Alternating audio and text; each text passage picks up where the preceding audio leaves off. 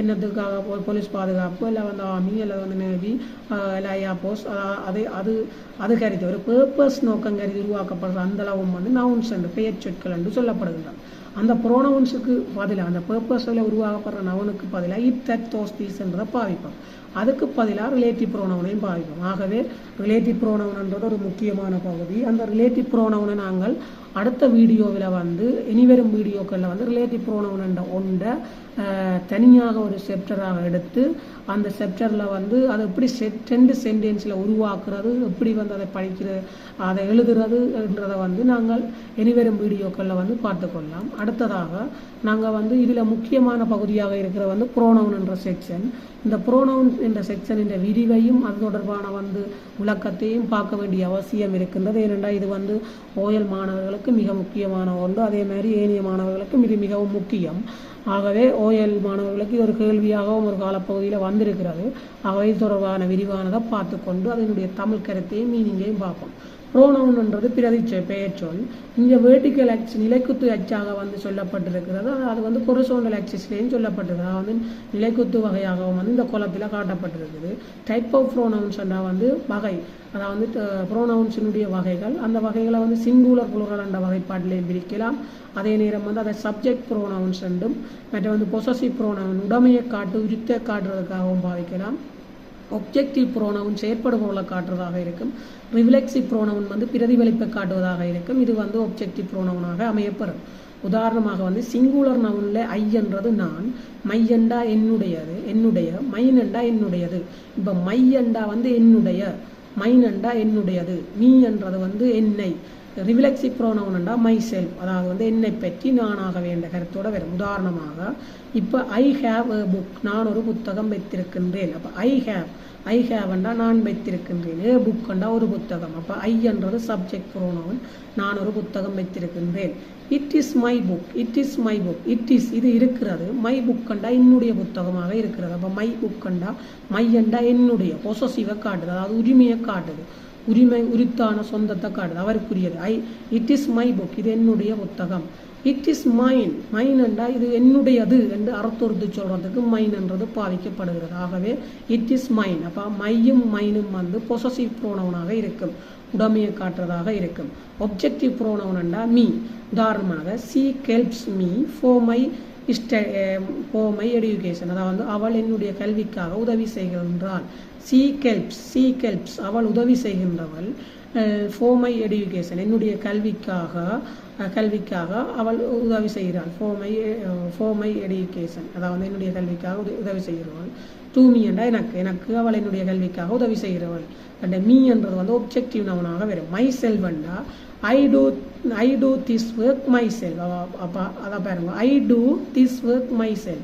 My செல்வண்டா என்னை பற்றியதுன்ற ஒரு கருத்தோடு வரும். ஆனால் இங்கே மை செல்வண்டா நானாகவே. ஐ டூ திஸ் ஒர்க், இந்த வேலையை நானாகவே செய்கின்றேன்.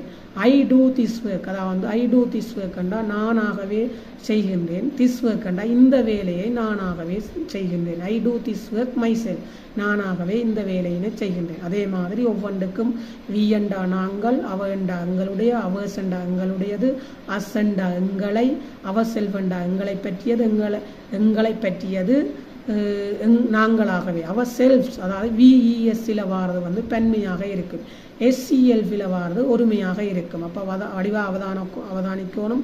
அவர் செல்ஃப்ஸ் அண்டு விஇஎஸ்சில் வந்து அது ஒரு பெண்மையாக இருக்கும், செல்ஃப் அண்டு வந்தால் அது வந்து ஒருமையாக இருக்கும்.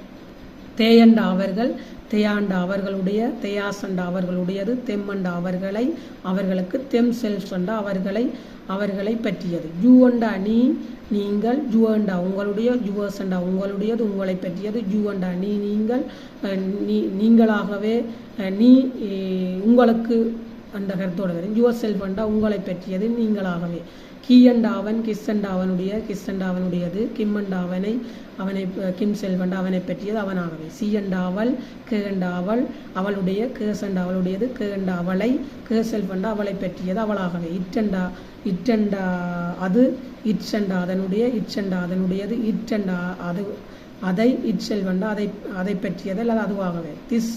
திஸ்ஸண்டா வந்து இது, தட்டண்டா அது, அந்த, தோசண்டா தீசண்டா இவைகள், தோசண்டா அவைகள். அப்போ ஆகவே இது தொடர்பாக பார்த்த நாங்கள் இனி வந்து இந்த ஒப்ஜெக்டிவ் ப்ரோனவுனை மேலும் வந்து நாங்கள் உடைக்கலாம். அதாவது வந்து டூ அண்டு வரைக்க மீ டூ அண்டா வந்து எனக்கு, டூ மீ அண்டா எனக்கு, வித் மீ அண்டா என்னுடன், ஃபோர் மீ அண்டா எனக்காக, பை மீ அண்டா என்னால், ஃப்ரம் மீ அண்டா என்னிடமிருந்து. ஆகவே வந்து டூ மீ அண்டா எனக்கு, வித் மீ அண்டா என்னுடன், ஃபோர் மீ அண்டா எனக்காக, பை மீ அண்டா என்னால், ஃப்ரம் மீ அண்டா என்னிடமிருந்து. ஆகவே வந்து இதுக்கு பயன்படும். அதே மாதிரி ஒவ்வொன்றுக்கு டூ அஸ்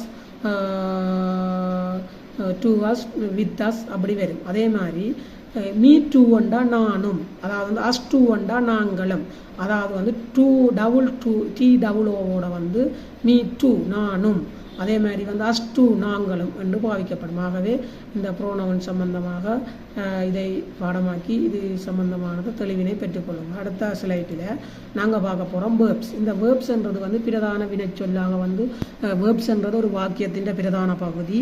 அந்த வாக்கியத்தில் முதலாவது சப்ஜெக்டாக அமையும். அது சம்பந்தமான சப்ஜெக்டுகளை படித்து பார்த்துட்டோம். அடுத்த வந்து வேர்ப்ஸ். இந்த வேர்ப்ஸ் வந்து ஒரு வாக்கியத்தின் செயலை காட்டுறதுக்காக பயன்படுத்தப்படும். அந்த வகையில் அதை பின்வருமாறான வகையில் வகைப்படுத்தலாம். பி ஃபேமிலி வேர்ப்ஸ், அதாவது வந்து ஆமிசார் என்று அமைந்தால் அது பி ஃபேமிலி வேர்ப். அதாவது வந்து ஆமிசார் வாஸ்வர்ன்றது பி ஃபேமிலி வேர்ப். அது இருந்த காட்டும். டூ ஃபேமிலி வேர்ப்பில் வந்து டூ டஸ் டிட் செய்கின்றதை காட்டும். கேஃப் ஃபேமிலி வேர்ப் வந்து கேஸ் கேஃப் கேட் என்றதை காட்டும். வைத்திருக்கின்ற கருத்தை காட்டும். மெயின் வேர்ப்ஸ்ன்றது வந்து ரெகுலர் வேர்ப் என்று வகைப்படுத்தப்படுகிறது. ஒழுங்கான வினைச்சொற்கள், ஒழுங்கற்ற வினைச்சொற்கள் என்று வகைப்படுத்தப்படுகிறது. இந்த ரெகுலர் வேர்ப் என்றா சொன்னால் வந்து பாஸ்ட் வேர்ப்பிலையும் பாஸ்ட் பார்ட்டிசிபிள் வேர்ப்பிலையும் ஒரு வினைச்சொல் வந்து டியிலேயோ இடியிலேயோ ஐஇடியிலேயோ பாஸ்ட் வேர்ப்பிலையும் பாஸ்ட் பார்ட்டிசிபிள் வேர்ப்பிலையும் அமையும். உதாரணமாக வந்து குளோஸ்ட்ன்றது வந்து டியில் முடியுது. அதே மாதிரி பாஸ்ட் வேர்ப்பிலையும் பாஸ்ட் பார்ட்டிசிபிள் வேர்ப்பிலையும் ஈக்கு பின்னால் டி சேர்க்கப்படுகிறது. ஆகவே வந்து அது ரெகுலர் வேர்ப். அதே மாதிரி வந்து இடி சேர்க்கிற வேர்ப். உதாரணம் வந்து ஓப்பன், அதாவது ஓப்பன் பண்ண இடி சேர்ப்போம். அதே மாதிரி பாஸ்ட்லேயும் வந்து பாஸ்ட் பார்ட்டிசிபிளையும் இடி சேர்ப்போம் ஓப்பன். அதனால் வந்து இது வந்து என்ன செய்யப்படுதுன்னா வந்து ரெகுலர் வேர்ப். ஐஇடி சேர்க்க போகிறோம்னா ஸ்டடி, வைய நீக்கி போட்டு மெய்யெழுத்து வந்தபடியாக வைய நீக்கி போட்டு வையக்கு டிக்கு அதாவது மெய்யெழுத்துக்கு பின்னால் வை வந்தால் வைய வெட்டி போட்டு ஐஇடி சேர்க்க போகிறோம். அப்படி வார சொல்லுகள் எல்லாம் வந்து என்ன செய்யப்படுதுன்னா ரெகுலர் வேர்ப்பாக இருக்கும். ஒழுங்கான வினைச்சொல் பாஸ்ட்லேயும் பாஸ்ட் பார்ட்டிசிபிளும் ஒரே வகையானதாக அமையும். மற்ற ரெகுலர் வேர்ப் பண்ணால் ஒழுங்கற்ற வினைச்சொல்லாக இருக்கும். உதாரணமாக கோயிங், வென்ட், கோன் என்ற வகையில் இருக்கும். ஆகவே இந்த மெயின் வேர்ப்ஸ் என்ற பிரிவை வந்து அடுத்த வீடியோ